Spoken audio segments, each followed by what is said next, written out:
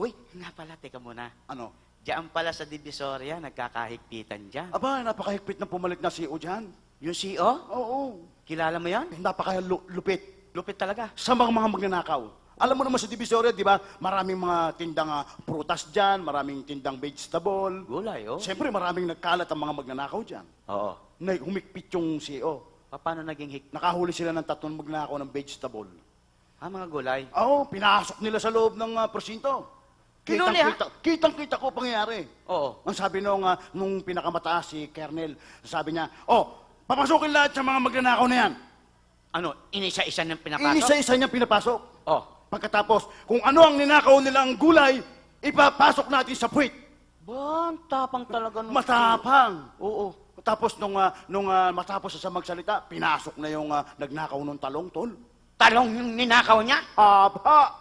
Naku, di parusa yun. Parusa! Ang sabi nung CEO, hubaran yan!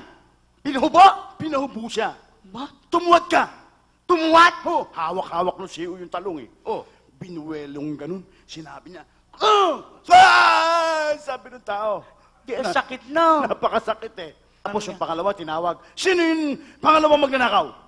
Sir, ito po! Ano ninakaw niyan? Ano? Ang palaya!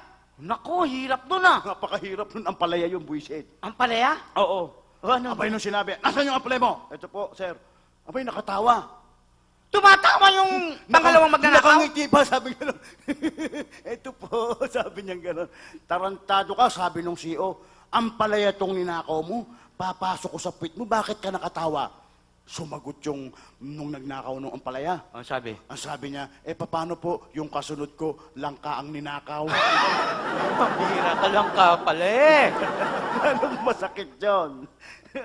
Masakit na talaga yun. Ganun ba yan?